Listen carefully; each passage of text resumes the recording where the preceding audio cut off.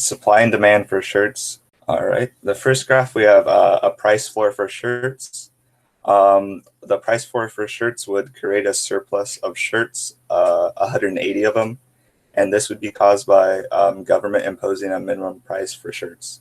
And then we have price ceilings for shirts. This would create a shortage of 190 shirts, and this would be caused by government imposing a maximum price for shirts.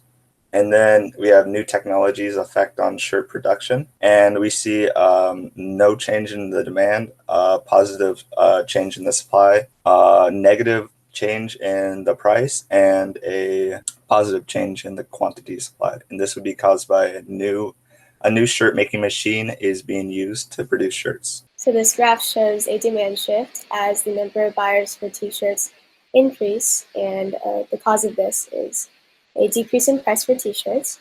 And from the graph, you can see that there's an increase in demand, supply stays the same, an increase in price, and an increase in quantity. And this graph shows the demand shift as there's a change in substitutes for t-shirts, and the main cause for this is a decrease in price for long sleeve shirts.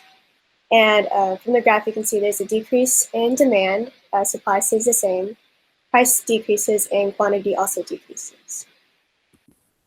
All right, so this graph is the change in complements for shirts, and that means that the demand will increase, the supply will stay the same, or like no change, the price will increase, and the quantity will increase.